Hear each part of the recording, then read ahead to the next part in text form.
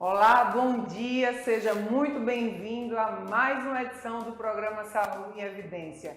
E neste sábado nós estamos recebendo o professor doutor em Ciências Biológicas, Michel Melo, que vai estar falando conosco sobre um assunto muito importante, medicamentos. E eu quero lhe fazer uma pergunta.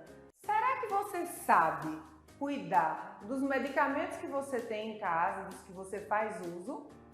Fazer outra pergunta, só para deixar você curioso sobre o programa de hoje.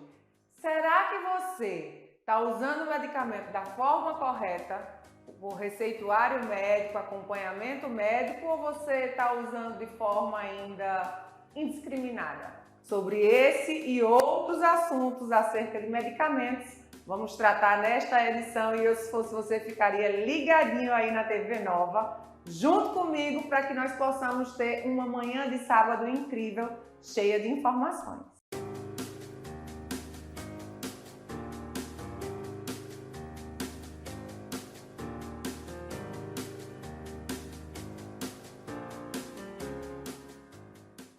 Muito bom dia, mais um sábado aqui com vocês e que bom, telespectador, que você está aí de casa nos acompanhando para mais uma edição de Saúde em Evidência, que hoje traz uma temática excelente, medicamento. Eu sei que você tem em casa porque todos nós temos, independente de ser uma Neosaldina ou um medicamento tarja preta, por exemplo, mas que você tem remédio em casa, você tem. Então você já tem que ficar comigo, conectada durante todo esse programa, porque vai ter muita informação para que você faça o uso, mas o uso correto. Estamos aqui no estúdio da nossa TV com o professor, doutor em Ciências Biológicas, Michel Melo, que vai primeiramente agradecer, professor, muito obrigada por aceitar o nosso convite de estar aqui neste dia de hoje, nesse sábado, conversando um pouco conosco sobre o seu fazer na Faculdade de Medicina de Sertão e na sua vida, né? O seu doutorado é em Ciências Biológicas e eu quero começar abrindo esse espaço para que você já esteja falando sobre o uso indevido de medicamento, o uso incorreto de medicamento, porque é uma temática que chama muita atenção e a gente sabe porque os números mostram que as pessoas têm usado o medicamento de forma indiscriminada. Qual a importância, ou melhor, como a gente pode estar instruindo o nosso telespectador sobre o uso indevido de medicação? Quais os riscos? Perfeito. Eu agradeço a oportunidade de estar falando aqui, né, com o público, porque eu acho que é uma temática extremamente importante. O medicamento ele faz parte da nossa rotina, porque somos pessoas que estamos envelhecendo e o envelhecimento, infelizmente, ainda está sendo de forma patológica. A gente está envelhecendo com doenças, devido ao nosso perfil ainda de transição epidemiológica, devido a alguns estilos de vida que a gente vem adotando e que os nossos antepassados adotaram. E é inevitável que a gente não precise, em algum momento da vida, de algum medicamento. Mas, como você já mencionou, o uso desse medicamento ele tem que ser de uma forma bem consciente, o que a gente chama de uso racional dos medicamentos. Deve ser o uso prescrito por algum profissional de saúde, porque o uso de um medicamento, quando ele não tem uma indicação correta, não tem uma orientação correta, não tem, inclusive, um armazenamento correto, ele pode trazer, ao invés de benefícios, danos. Então, é fundamental que a gente possa ter uma orientação básica sobre esses usos, porque além dos benefícios, o que a gente espera, na verdade, os benefícios eles podem se tornar malefícios. Então, é muito comum que a gente veja o vizinho usando algum medicamento que o amigo, ou até mesmo dentro de casa, alguém usando medicamento que foi orientado por um conhecido, sem passar por um profissional médico. Até dentro de casa, né? Por Exato. exemplo, estou com uma dor de dente, um dente está inflamado e alguém na minha casa usou um anti-inflamatório, que parece simples, mas eu quero que o senhor fale sobre isso. Parece muito simples o uso do anti-inflamatório, serviu para alguém da minha casa, sobrou meia cartela e eu sei que eu vou precisar marcar aí no dentista para ele marcar o mesmo, para ele passar, prescrever o mesmo medicamento, que não é sempre assim, somos seres humanos únicos, né? E cada um com a sua questão, e aí eu posso ou não usar esse medicamento que está lá em casa sobrando? De forma alguma, né? A gente sabe que várias questões requerem uma avaliação do profissional qualificado. O exemplo que você deu, por exemplo, do dentista, ele precisa avaliar o que é que tem naquela lesão ali, daquele dente. É um processo infeccioso? A gente tem aí algumas evidências de que infecções, cárie, por exemplo, não tratada, ela pode causar alterações no coração, pericardites. E isso pode levar, inclusive, à morte do indivíduo. Então, eu uso lá um anti-inflamatório que vai resolver aquele meu problema de forma pontual, mas não vai tratar a causa. E aí, eu mascaro uma condição que, posteriormente, ela vai voltar a se manifestar e pode voltar muito mais sério do que foi o problema inicial. O organismo ele vai criando uma resistência, não é? Além de criar resistência. Mas a gente pode pensar que, por exemplo, a dor ela é um sinal de alerta para a gente, para dizer a gente que não está algo bem, que algo está errado. E aí, quando a gente toma um medicamento que vai tirar a dor, a gente pode estar tirando o mecanismo de defesa. E aí, sim, sem dor, a gente não procura assistência. Então, preste atenção. Sentir uma dor, aproveite que tem um medicamento em casa, tome sem ir ao médico, sem voltar ao médico. O sintoma pode ser por outra causa, né? Pode vir de outra origem, e aí eu posso estar mascarando, e aí em vez de me ajudando, eu estou me prejudicando. Exatamente. E aí um exemplo de uso indiscriminado, por exemplo, de medicamentos para dor, é o que os Estados Unidos vem passando, e o Brasil ele já vem vivenciando, que é a crise dos opioides. O uso indiscriminado de opioides para as dores de forma incorreta, sem prescrição médica, levou a população dos Estados Unidos, e agora o Brasil vem vivenciando muito isso, à dependência dos opioides. E a gente tem aí populações, pessoas morrendo por intoxicação dos opioides, que são drogas extremamente perigosas e que os Estados Unidos já não tem uma capacidade de controle por conta desses usos exacerbados, e pessoas estão morrendo na rua por essa dependência, que cada vez que eu tomo, eu preciso de mais para ter o mesmo efeito que eu tinha antes quando eu tomava um único comprimido. Tenho certeza que você está aí de casa dizendo: Catarina, pergunta a ele o que são opioides. Doutor, explique para o nosso telespectador.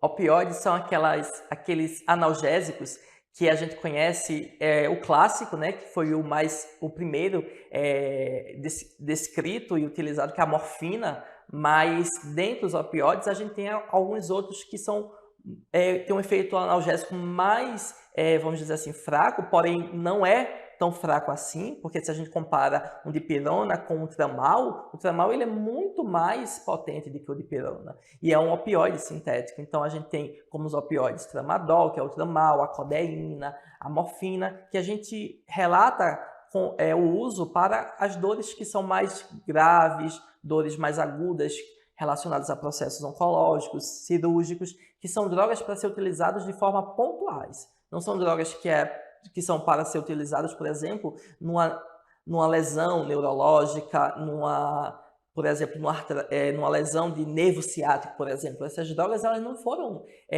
desenvolvidas para isso. Elas foram utilizadas para tratar aquela dor aguda de um procedimento cirúrgico que, com alguns dias, o indivíduo vai estar bem.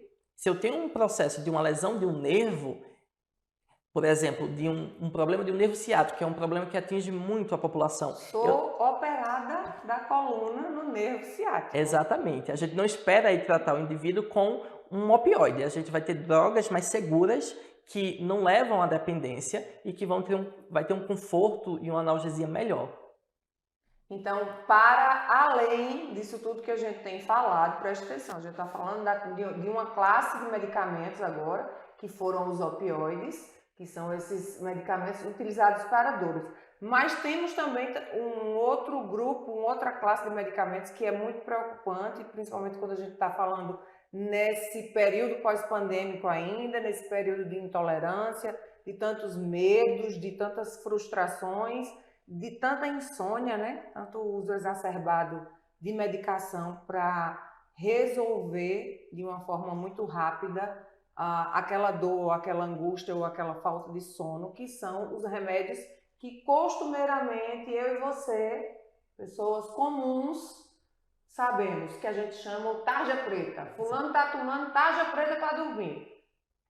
Doutor, conte para nós, conte para os telespectadores aqui da TV Nova, quais riscos, até onde isso pode chegar se usado de forma incorreta. Exatamente. Os tarja preta, que a gente costuma dizer, os mais utilizados, são os benzodiazepínicos, que a gente conhece popularmente como Rivotril, que é o clonazepam, a gente tem o diazepam, que é o clonazepam, a gente tem uma droga que ela não se encaixa como tarja preta, mas que tem um mecanismo de ação parecido, que popularmente se tornou conhecido pelos efeitos adversos, que é o Zolpidem, que são drogas que elas vão causar uma depressão do sistema nervoso, ou seja, ela vai diminuir a atividade cerebral para que a gente tenha alguns efeitos benéficos, terapêuticos, que a gente chama, que é sonolência, diminuição da ansiedade, vai trazer um relaxamento muscular. E esses medicamentos, eles vêm sendo utilizados de forma muito ampla em todo o mundo. É uma das classes mais comercializadas e isso assusta porque é uma droga que precisa de prescrição de receita controlada. Então, teoricamente, a gente não compra esse medicamento sem uma receita e a receita precisa estar retida na farmácia, mas todo mundo ou alguém conhece algum vizinho, algum amigo, algum familiar que tem na bolsa, que tem na farmácia da sua casa, um tarja preta, um Rivotril, um clonazepam. E qual o problema dessas substâncias? Claro, todo medicamento ele tem seus benefícios, mas todo medicamento tem os seus efeitos adversos. Nenhum medicamento é isento de efeitos adversos, ou seja, efeitos que podem trazer algum malefício para a nossa saúde. O grande problema é que o uso crônico desses medicamentos, eles podem levar à demência. Então, já tem bem descrito que os clonazepam, o diazepam, bromazepam e alguns outros, a longo prazo, está relacionado com o surgimento de demência. Mas não só isso. A curto prazo, a gente sabe que tem um risco aí, por exemplo, de uso desses medicamentos, o indivíduo acordar durante a noite e manipular equipamentos que podem trazer risco, como, por exemplo, liquidificador, risco de queda. Algumas pessoas têm relatos aí de compras de passagem para outro país e que nem passaporte nem visto tem para ir para esse país. E o que é que acontece? Como você falou, são medicamentos que são úteis, por exemplo, para tratar um sintoma agudo de uma ansiedade, mas não é um medicamento para tratar a ansiedade. Ele vai servir ali naquele momento, enquanto um medicamento específico não faz o efeito. E é interessante, e é uma pergunta que eu quero fazer, porque eu não sei, então eu estou me colocando no seu lugar que está aí em casa e pode ser que também seja uma dúvida sua. Ansiolítico não é para ansiedade? Então, o ansiolítico, ele vai servir e ele serve para ansiedade, mas não para tratar o transtorno ansioso. Ele vai ajudar no sintoma agudo da ansiedade. Mas para tratar o transtorno ansioso, a gente vai ter outro grupo de medicamentos. E aí, a gente parece até contraditório, mas os medicamentos mais apropriados para tratar a ansiedade a longo prazo são os antidepressivos. Então, os ansiolíticos eles vão ajudar nesse tratamento da ansiedade, mas nos sintomas agudos. E como eu disse a você, os antidepressivos em gerais, eles vão durar aí aproximadamente pelo menos 2 semanas para surgir os primeiros efeitos. Então, se eu estou com um indivíduo que ele está com uma crise aguda de ansiedade, ele não consegue, por exemplo, executar as suas atividades de vida diárias, não consegue ir para as suas atividades laborais, eu não consigo esperar 2 a 3 semanas para o antidepressivo fazer o efeito. Então, eu preciso atuar de forma aguda, enquanto o antidepressivo que ele está tomando ali todos os dias faça o seu efeito. Então é pontual. Pontual. Tenho certeza que você ficou bem curiosinho agora com a pergunta que eu fiz, deu uma fomentada aqui em todo mundo e aí na sua casa também. A gente vai para um rápido intervalo e a gente volta daqui a pouquinho e eu estou te esperando, porque você já gostou muito desse primeiro bloco. Imagine o restante do programa como tá. Pegue logo um papel e uma caneta e vá fazendo suas anotações, porque eu já estou aqui mentalmente no meu checklist do tanto que eu vou ter que reajustar na minha vida. Então, fique comigo que eu volto daqui a pouquinho. O Memorial Imagem está dentro do Hospital Memorial Arco Verde, o que lhe proporciona a segurança de um ambiente hospitalar, além de contar com vários serviços num só lugar: tomografia computadorizada, mamografia, ultrassonografia e raio-x. Os equipamentos possuem uma alta resolução e agora também com um novo tomógrafo de última geração e potência elevada. Tudo isso funciona 24 horas por dia, alinhado a uma equipe especializada, que oferece agilidade e confiança na execução dos resultados. O atendimento humanizado é um dos princípios norteadores para transmitir todo o respeito a quem mais importa: você, paciente. Memorial Imagem, qualidade que faz diferença na sua saúde.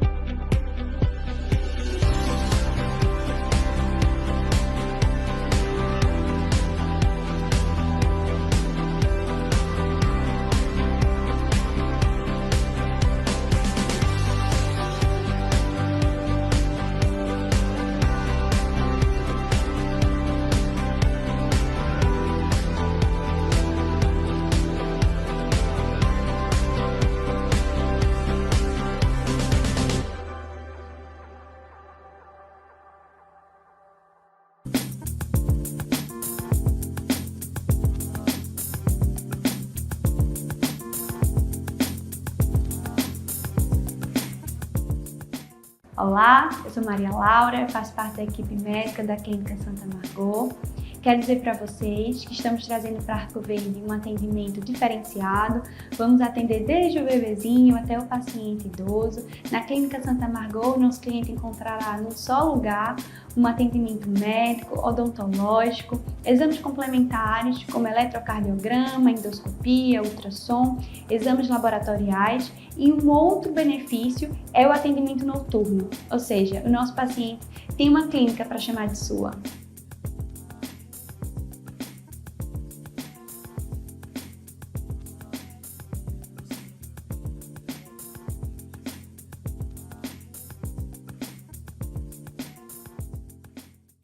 E já estamos de volta para mais um bloco do nosso programa Saúde em Evidência. E que bom que você voltou também, que ficou aí me esperando. Eu fico super feliz com a sua presença, com a sua audiência, e já quero agradecer a você e também aos nossos apoiadores. Faculdade de Medicina do Sertão, Líder Empresarial, Memorial Imagem, Lojas LW e Clínica Santa Margot. Continuando essa conversa maravilhosa e super rica de informação. Doutor, a gente parou o último bloco falando sobre o uso do ansiolítico de forma pontual até que o antidepressivo venha a fazer o efeito, que é um efeito mais retardado, né? Mais gradual. As pessoas hoje, por todas as questões que vivenciamos na pandemia, e tudo que passamos de perda, de roubos, né? De roubos emocionais, de roubos familiares, perdemos pessoas, sobretudo, perdemos emprego, vidas foram mudadas, transformadas totalmente, e essa energia da pandemia ela ainda continua pairando, e isso tem afetado muito o sono da maioria das pessoas. Esse uso dessa classe de medicamentos, ela está entrando, as pessoas estão fazendo uso dessa classe de medicamentos, isso é fato. Os números mostram, na verdade, como as pessoas podem fazer, que estratégias o telespectador da TV Nova, que está aqui conosco todo sábado, fiel, qual as estratégias que a gente pode entregar para eles hoje, no dia a dia, o que é que eu posso fazer, doutor, para dormir? Porque hoje eu dependo do famoso tarja preta, seja ele qual for. Perfeito. O uso desses medicamentos para dormir, os ansiolíticos, né, que a gente chama, que a gente já falou um pouco sobre eles, o uso para dormir não é recente. A gente não começou a utilizar, a sociedade não começou a utilizar com a pandemia. A gente teve um boom muito maior nessa pandemia e aí veio o uso crescente do Zolpidem. Por não ser um tarja preta, as pessoas tinham uma ilusão aí de que fazia talvez um pouco menos mal. Menos mal. E aí as pessoas aderiram demais ao Zolpidem porque é um fármaco um medicamento que muitas vezes é sublingual, coloca embaixo da língua, 5, 10 minutinhos eu já estou com sono, já durmo. É o que viralizou aí, né? O que viralizou, exatamente. Mas o que é que a gente percebe? É que as pessoas não querem ter os cuidados básicos para ter uma noite de sono de qualidade. E aí eu costumo dizer, inclusive, para os meus alunos, lá da Faculdade de Medicina do Sertão, para dormir bem, eu preciso ter alguns cuidados básicos, que a gente chama de higiene do sono. Tá? Na verdade, o próprio sono ele vai precisar ser necessário para que a gente possa ter algumas qualidades durante a nossa vida.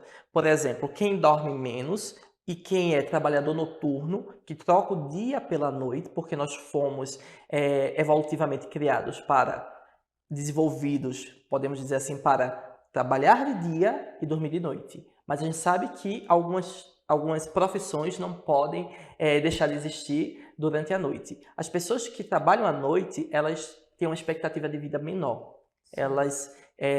Estudos já comprovaram que elas vivem alguns anos a menos por conta dessa mudança desse ritmo que a gente chama de ritmo circadiano. Há uma mudança total dos hormônios produzidos pelo corpo do indivíduo.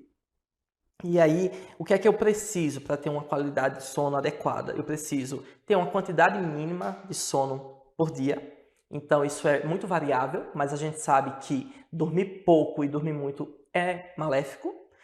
Mas o quanto cada um precisa é muito variável, mas a gente sabe que aquela pessoa que diz que precisa só de 3 horas, isso não é benéfico. Aquela pessoa que diz que precisa de 12 horas, isso também não tem um padrão de qualidade aí. A gente precisa evoluir no sono. A gente tem o que a gente chama de sono não REM e sono REM, que o REM aí é de uma sigla em inglês que significa movimento rápido dos olhos. Quando a gente dorme em sono profundo, que é o sono REM, a gente não tem movimentos de músculos voluntários, que a gente chama de músculo esquelético.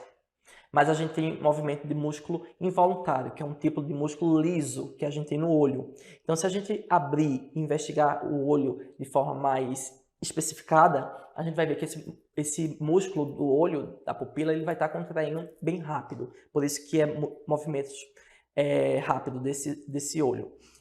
Nesse sono REM é que a gente vai ter essa higiene e a limpeza do nosso cérebro, que ao longo do dia adquiriu várias informações, todo o aprendizado, que não necessariamente é aquele aprendizado em sala de aula, mas é o aprendizado de estacionei na rua e não era permitido estacionar, eu aprendi que eu precisava,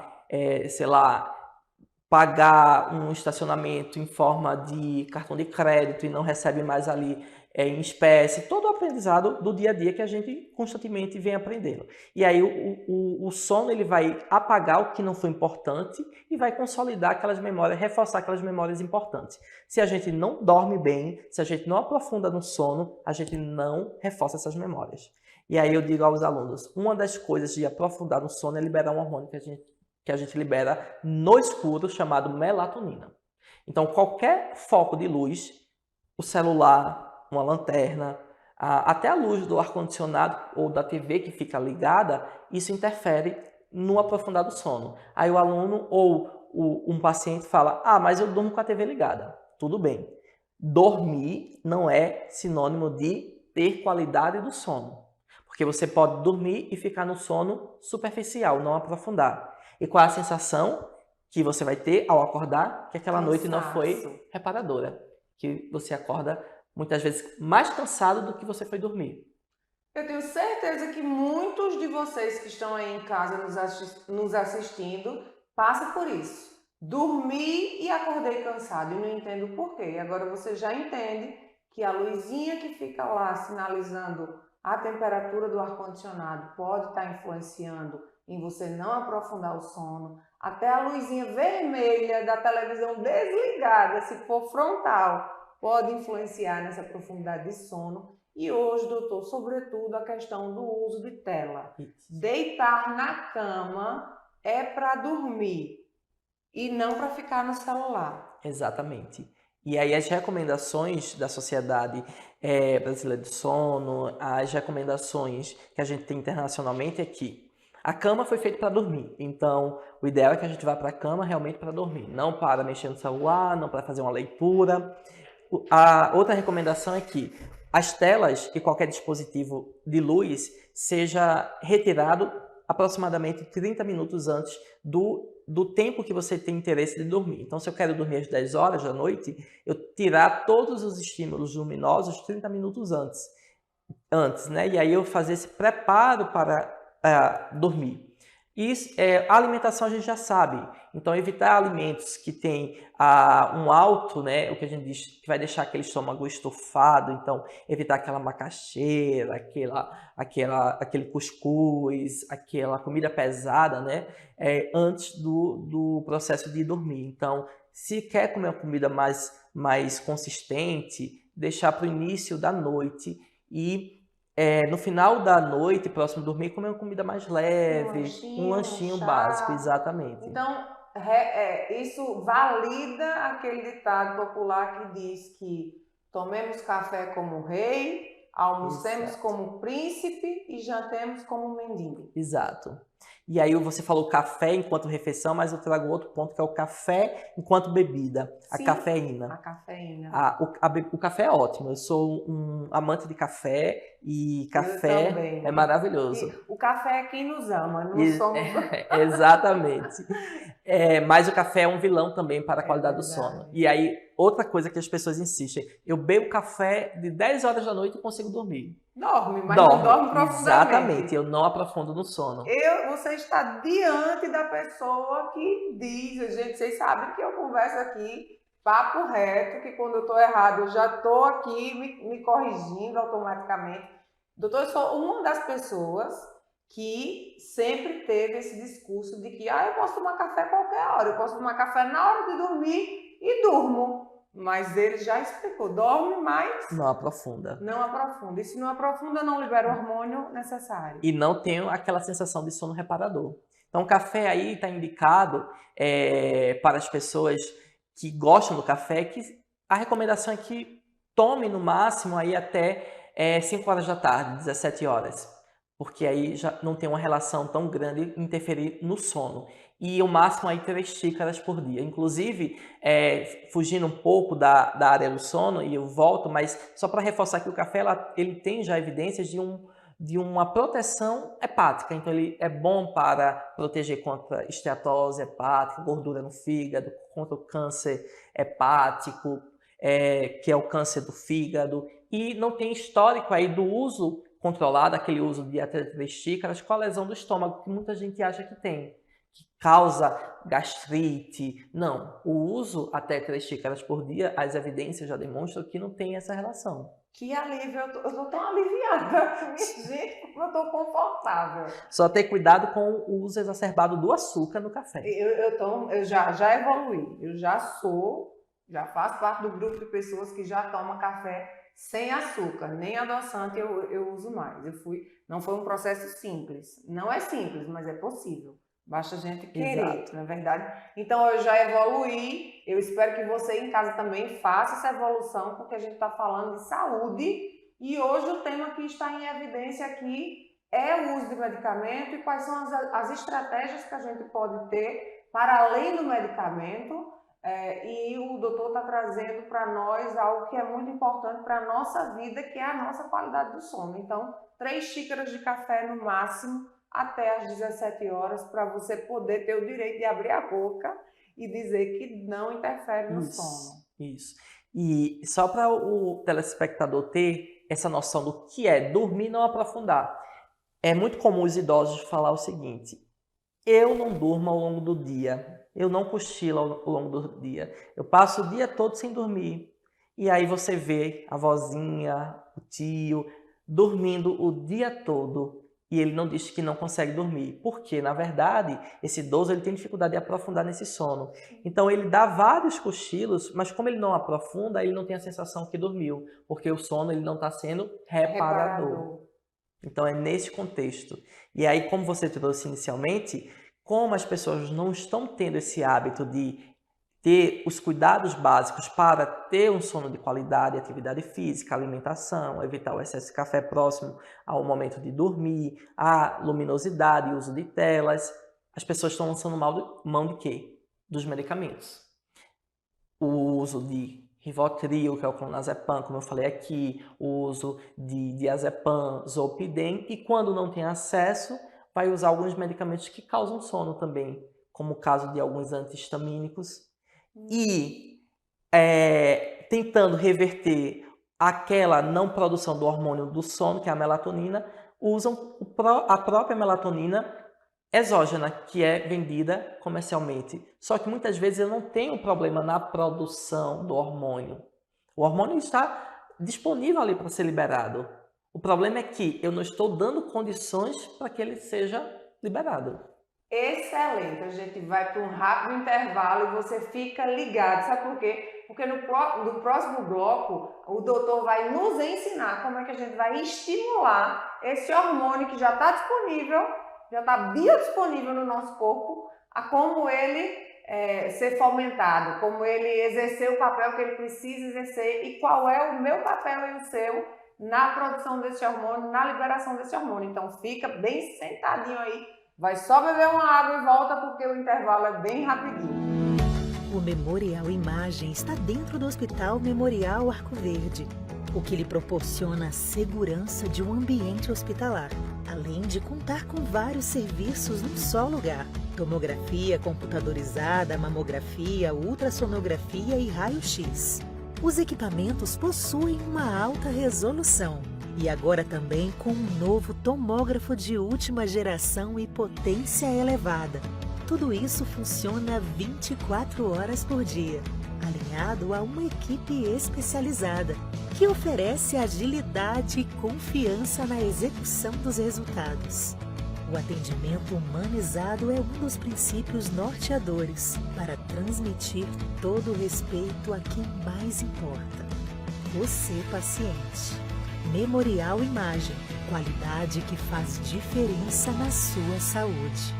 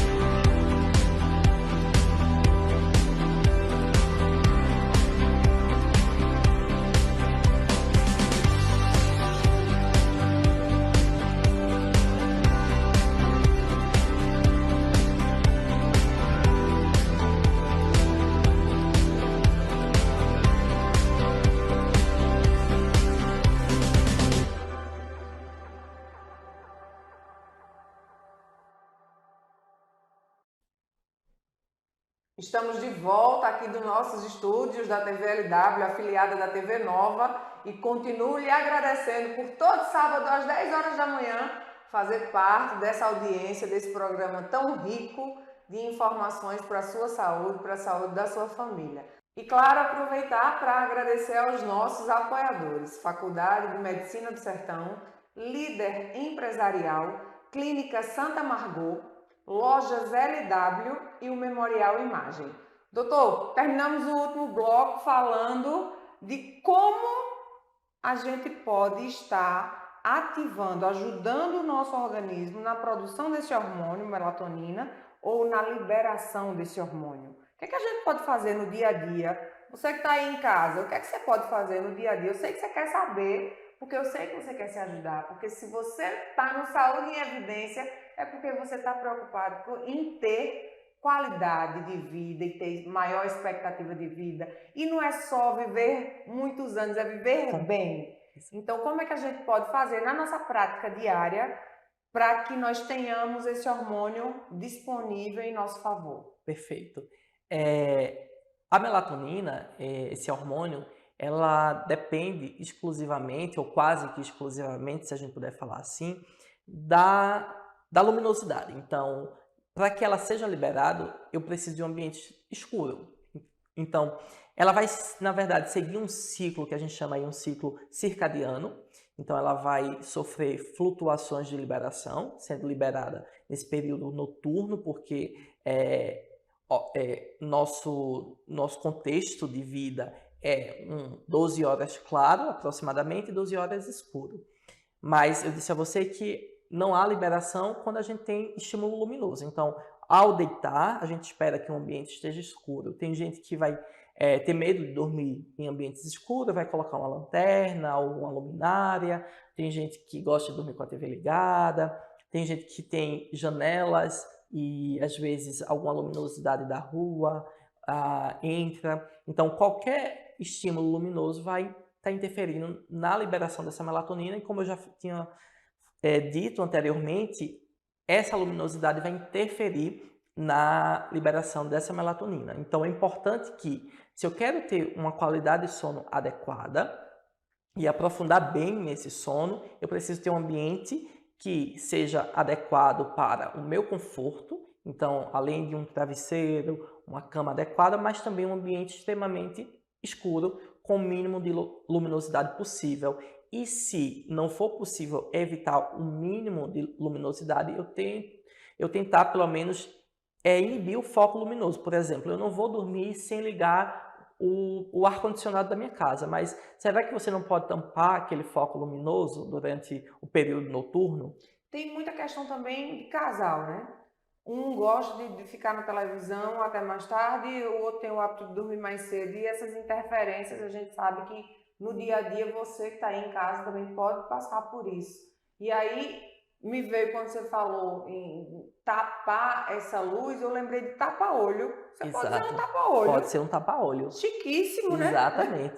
Uma forma que vende essa entrada de luz, porque a principal forma de entrada de estímulo luminoso para a gente é o olho. Então, mas se eu fechar o olho não vai evitar? Não, porque a pele que vai ficar sobre o nosso olho é muito fina.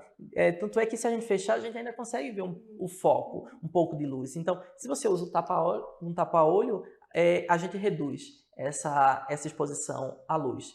Mas o outro ponto que também é importante não é só a liberação dessa melatonina, mas é o despertar também.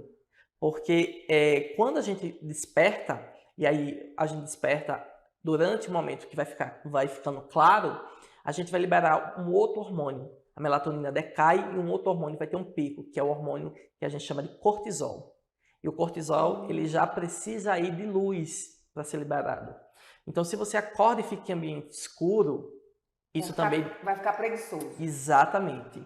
E isso aí interfere, inclusive, o próprio ciclo circadiano, que é regulado aí pelo cortisol e pela melatonina. E aí, se você tem dificuldade de despertar e, ao despertar, fica no quarto, no ambiente escuro, não liga a luz, não abre cortina, esse despertar vai ser ainda mais difícil. Então, esse despertar tem que ser igual ao despertar de novela, de filme. A pessoa levanta, abre lá a cortina para ver o sol, aproveitar e já tomar um banhozinho de sol. Exatamente. Que a gente já fala aí de outra questão importante, que vitamina D não é vitamina, é hormônio, não é? Exato, que o papel é muito importante. Porque a gente não sintetiza, né, a vitamina D. A gente precisa se expor ao sol, só que a gente tem atualmente uma exposição a raios ultravioletas muito intenso. Antes a gente dizia as mães, né, as mulheres puérperas, que aquelas que tinham acabado de ter seus filhos, que expor seus filhos ao sol às 8, 9 horas da manhã. Hoje a gente não orienta tanto mais isso, porque o sol de 8, 9 horas já é muito intenso. Então, a gente hoje já não se expõe tanto ao sol como antes, e quando se expõe com óculos escuro, com um protetor, e isso leva a não estimular o estímulo de vitamina D. Ele não acontece porque eu preciso, para sintetizar a vitamina D, ser exposto ao sol. Então a gente não consegue produzir essa vitamina D se a gente não se expor ao sol. E como não é a realidade da maioria das pessoas hoje se expor tanto ao sol, 15, 20 minutinhos por dia, acaba que muita gente tem a deficiência de vitamina D. E sendo necessário suplementar. Claro, não estou dizendo aqui que você vai lá na farmácia comprar vitamina D para suplementar, não é isso. A gente precisa ir no profissional médico, dosar essa vitamina D no sangue, ver se há insuficiência para que a gente possa suplementar. Mas a vitamina D é extremamente importante para diversos fatores. Saúde óssea, saúde cardiovascular, saúde do sistema nervoso do cérebro também, enfim. Saúde mental. Mental. Então, a deficiência da vitamina D leva, inclusive, a alterações da imunidade. Então, é importante que a gente possa se expor com segurança à luminosidade, inclusive luminosidade solar, mas muita gente não consegue se expor, até porque o quarto às vezes não tem janela. Então, muitas pessoas acabam fazendo luminosidade artificial, não para produzir vitamina D, mas para ajudar a liberação do cortisol. Colocam luzes artificiais para que, ao acordar, essas luzes possam ter uma quantidade de espectro de luz suficiente para liberar esse hormônio cortisol. O cortisol, que o senhor falou, que é muito importante para o despertar e para o desempenho da pessoa durante o dia. O excesso de cortisol também é outra problemática que a gente vem enfrentando nessa vida moderna. Fale um pouquinho para o nosso telespectador, porque os níveis altos do hormônio cortisol têm trazido diversos problemas, né? Tem reverberado de uma forma muito negativa, e eu gostaria que o senhor falasse um pouco sobre isso. Exatamente. O cortisol, ele é um hormônio importantíssimo que a gente produz, é uma glândula que está lá em cima ela fica apoiada ali no nosso rim, tá? São duas glândulas, uma em cada polo do nosso rim, e ela produz esse hormônio que é chamado cortisol, entre outros hormônios. Só que o cortisol ele não é liberado ao longo de todo o dia. Ele é liberado o que a gente chama de pico de cortisol. A gente tem um pico alto no início da manhã, 7, 8 horas da manhã, só que esses níveis decaem e ele só vai ter um outro pico no final da tarde, que é um pico menor, é uma quantidade liberada menor, mas existe um aumento no final da tarde. Só que o que acontece nos dias atuais? A gente vive em constante estresse. A gente vive em estresses ambientais. O ônibus atrasa, a comida não fica pronta no horário, o trânsito, eu vou ter prova no outro dia, faltou energia, eu não consegui comprar algo que eu queria. Então, não só os estresses mentais, mas os estresses das doenças também. O diabetes, a obesidade, a doença inflamatória articular, leva a processos que são estressores para o nosso corpo, e ao invés desse cortisol ser liberado em pico, um de manhã e um no final da tarde, ele é liberado de forma contínua. Então, uma pessoa estressada, eu sei que não é você que está aí do outro lado da TV. Você não é estressado. Mas certamente aí na sua casa tem alguém bem estressado. Ou não na sua casa, lá no vizinho, tem alguém que você conhece, seja lá no seu ambiente de trabalho, que é estressado. Essa pessoa que é estressada o dia todo, aquela pessoa que é chata, insuportável o dia todo, não é normal. É normal a gente estar chateado?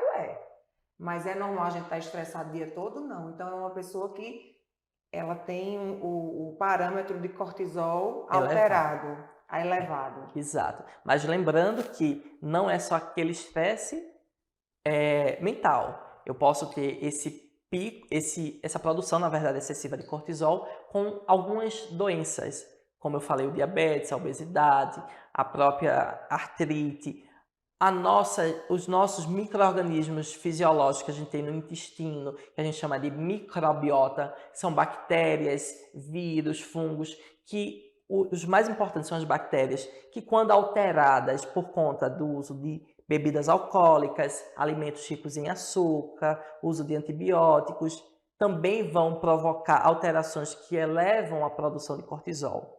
E esse cortisol, ele é importante em níveis normais, que é aquele pico que eu falei, para regular nossa imunidade.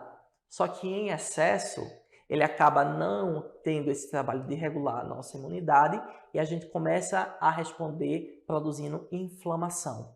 E nós ficamos extremamente inflamados. E aí essa inflamação, ela vai aumentar o risco de quem não tem desenvolver diabetes, quem não tem desenvolver obesidade, quem não tem desenvolver diversas doenças e transtornos neuropsiquiátricos, como depressão, bipolaridade, o próprio Parkinson e Alzheimer.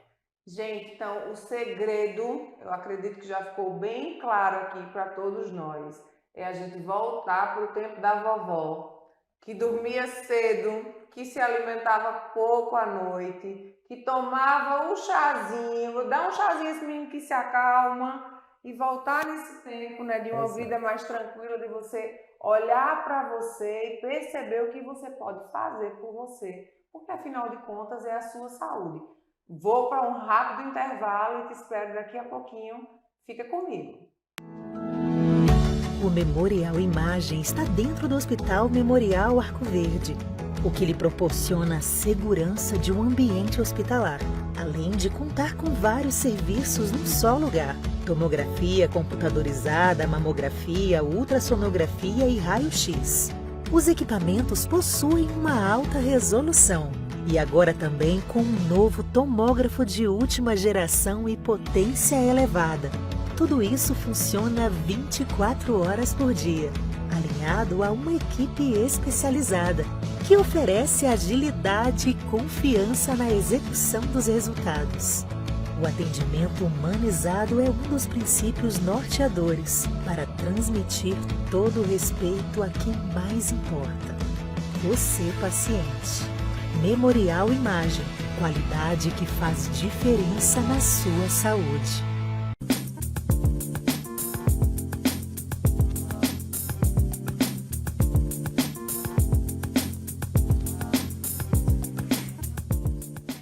Olá, eu sou Maria Laura, faço parte da equipe médica da Clínica Santa Margot.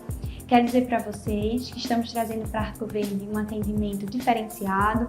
Vamos atender desde o bebezinho até o paciente idoso. Na Clínica Santa Margot, o nosso cliente encontrará num só lugar um atendimento médico, odontológico, exames complementares como eletrocardiograma, endoscopia, ultrassom, exames laboratoriais, e um outro benefício é o atendimento noturno, ou seja, o nosso paciente tem uma clínica para chamar de sua.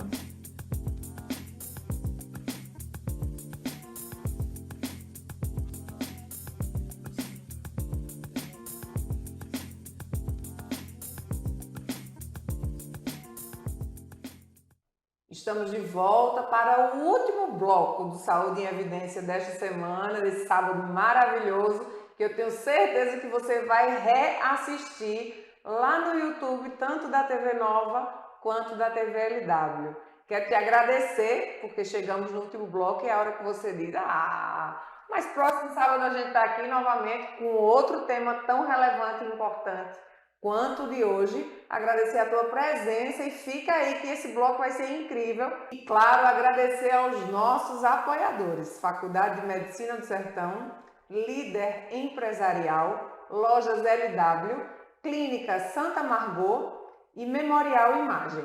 Continuando a nossa conversa, doutor, a gente começou falando sobre o uso indevido dos medicamentos, mas a gente sabe também que isso é uma dúvida minha e eu gostaria dessa orientação para mim, mas sobretudo para você que está comigo aqui todo sábado às 10 horas da manhã pela TV Nova, no programa Saúde em Evidência.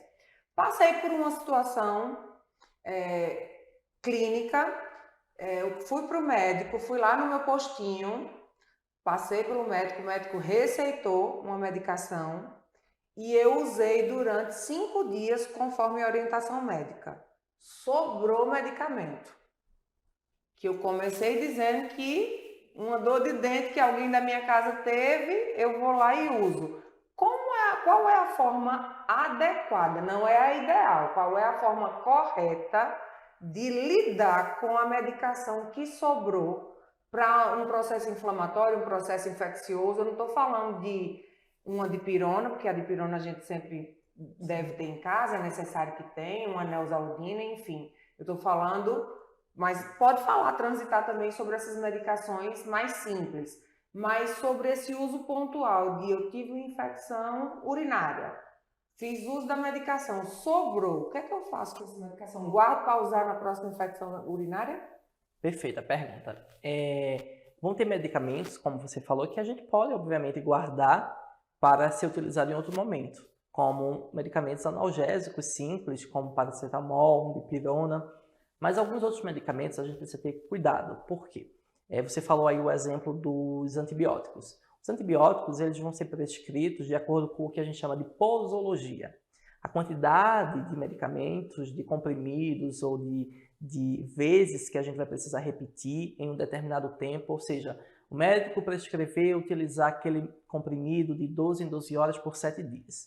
Então é importante que seja respeitado o horário, a quantidade de dias e a dose que foi prescrita. Então, se é de 500 miligramas, tem que ser de 500 miligramas. Muita gente para o medicamento antes do tempo que foi previsto. Porque eu melhorei, eu estava com uma amidalite, uma infecção na garganta, mas por 5 dias eu fiquei bem. E aí eu não vou tomar mais, porque 2 dias a mais vai fazer mal ao meu estômago, ao meu fígado. Mas, na verdade, o que aconteceu ali foi uma melhora, porque muitas bactérias foram mortas, reduziu aquela quantidade de bactérias, mas não quer dizer que todas foram eliminadas. E aí, quando você para antes do tempo, você dá margem para aquela pequena quantidade que ficou, ela volte a crescer e ela pode crescer mais forte, que a gente chama de resistência bacteriana. Então, não foi ao acaso que aquele profissional te passou aquele medicamento por 7 dias. Ele passou porque existiram anteriormente estudos que comprovaram que seriam necessárias aquela quantidade de tempo para o efeito terapêutico, o efeito para eliminar aquela bactéria. Então é importante isso deixar claro. O segundo alguns medicamentos a gente vai tentar prescrever, os profissionais que vão ser prescritores, eles vão tentar prescrever a quantidade equivalente ao tempo de tratamento para evitar que aconteça isso, que sobre o indivíduo ele use em outro momento e aquela quantidade, por exemplo, sobrou 10 comprimidos, mas para aquela infecção que o usuário precisava de 15, mas ele só tem 10, ele vai usar 10.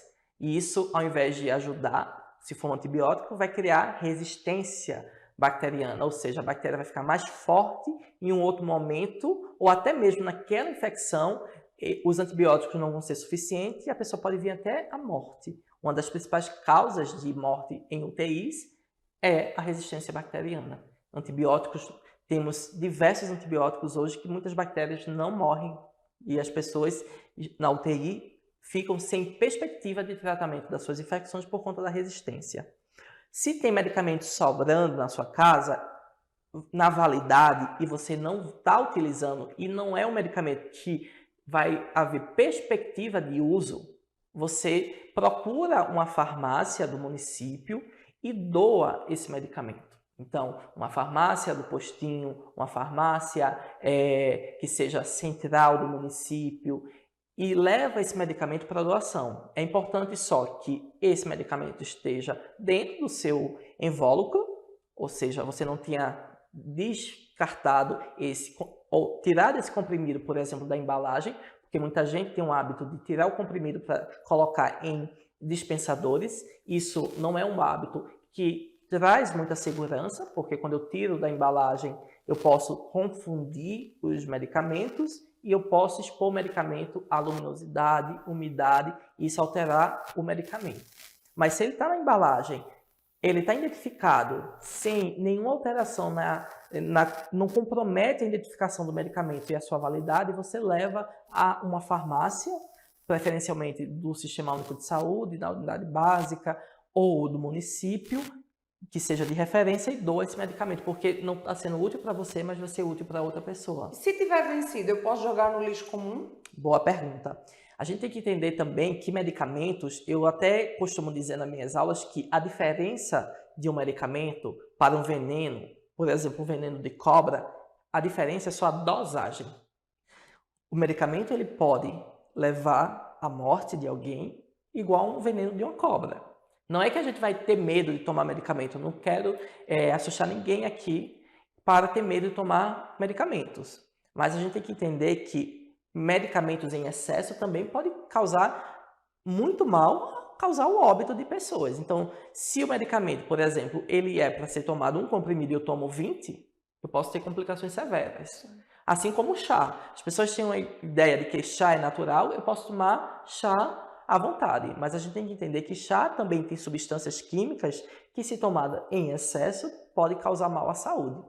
E aí, quando eu pego um comprimido, um medicamento líquido e jogo ele em qualquer lugar, eu posso estar expondo o meio ambiente ou outras pessoas a risco. Por exemplo, se você pega um medicamento, por exemplo, sei lá, eu vou dar um exemplo aqui de um medicamento que seja um antibiótico ou que seja um medicamento que trataria uma condição de um transtorno mental e jogo lá no lixo. A gente sabe que alguns cachorros mexem, reviram o lixo.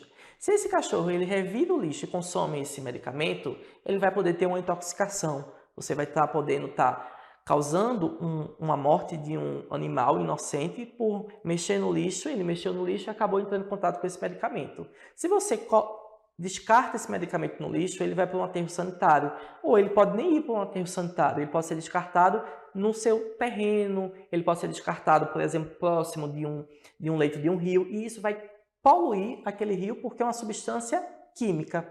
E essa substância química, ela vai fazer mal a algum outro ser vivo, que pode ser um peixe. Como é que a gente faz esse descarte? Qual é a forma correta de fazer o descarte do medicamento? A forma correta do descarte deve ser feito em locais de coleta de medicamentos. Se você for numa farmácia, tá, comercial, não é aquela farmácia que tem na unidade básica no município, mas uma farmácia comercial da vida aí que você compra o medicamento, lá eles vão ter locais, é obrigatório que ele tenha um local de recolhimento dos medicamentos. Seja vencido ou não, você quer descartar, lá vai ter os locais onde você pode descartar. Então você pode levar as suas embalagens e os medicamentos e descartar nesses locais. Mas também o nosso município ele tem locais de coleta desses medicamentos vencidos. E preciso destacar que não são só os medicamentos. Seringa, agulha, a gente também não descarta em lixo comum. A gente tem um descarte especializado. Então, se você é usuário de insulina, por exemplo, você não pode descartar sua agulha, sua seringa no lixo comum. Você precisa levar para procurar a Secretaria Municipal de Saúde e descartar esse material em lixo apropriado para que não venha acidentar outras pessoas e nem venha trazer malefícios, contaminação para o meio ambiente ou para outras pessoas. Gente, muito importante saber tudo isso, porque isso traz para nós a autorresponsabilidade com a questão medicamentosa. Então, tanto a gente tratou aqui do uso indevido e inapropriado, a gente falou do uso apropriado, mas seguindo um protocolo médico, a gente falou da qualidade do sono, falamos de hormônios, de como ativar esses hormônios, de como modular esses hormônios, de como reorganizar a nossa vida para que tenhamos menos uso possível de medicamentos, mas lembrando da importância do uso do medicamento quando prescrito. A gente falou agora, para encerrar, sobre o descarte. E em todas essas temáticas, a gente traz para nós a autorresponsabilidade, o que é que eu tenho que fazer, não só por mim, para não sermos egoístas, para a gente estar falando aqui sobre empatia, sobre cuidado com o próximo, sobre cuidado com o meio ambiente, como o professor falou, do descarte desse medicamento. E agora você, claro, aqui no Saúde em Evidência, aprendeu. Então, professor doutor da Faculdade de Medicina do Sertão, eu quero te agradecer, o nosso tempo está encerrando, agradecer por ter aceito o nosso convite. Certamente muitas vidas foram e serão impactadas através dessa entrevista de hoje. Seja muito bem-vindo à nossa casa sempre. As portas dos nossos estúdios estão sempre abertas para vocês, porque é a nossa missão trazer informação e informação de qualidade no quesito saúde, porque saúde aqui sempre vai estar em evidência. Então, esse é o momento do senhor se despedir do nosso público e agradecer mais uma vez a todos vocês que ficaram conosco até agora. Eu só tenho a agradecer a oportunidade de ter acesso, né, a chegar à casa de cada um de vocês e poder falar um pouco mais, porque é importantíssimo a oferta e o acesso que a gente tem a medicamentos, mas a gente precisa fazer fazer com que o uso desses medicamentos seja de uma forma bem racional. Então, acho que esse espaço foi de extrema importância para a gente debater um pouco sobre isso hoje, e tenho certeza que trouxe muita informação, ou pelo menos um gatilho aí para que cada um pudesse, como você falou, trazer a autorresponsabilidade em relação não só à própria saúde, como a sua própria saúde, como a saúde pública, a saúde coletiva das pessoas. Então, muito obrigado. A Faculdade de Medicina do Sertão também agradece essa oportunidade e até um próximo momento. Que vai acontecer, e você preste atenção. Próximo sábado, a gente tem encontro marcado às 10 horas, porque eu não sei você, mas eu fico, não vou dizer ansiosamente, porque a ansiedade não faz bem, mas eu fico com muita expectativa do sábado chegar logo para eu bater na sua porta e você deixar que eu entre, e que eu entre sempre com um bom convidado para trazer informação de qualidade para você. Então, até o próximo sábado e muito obrigada por estar comigo neste sábado.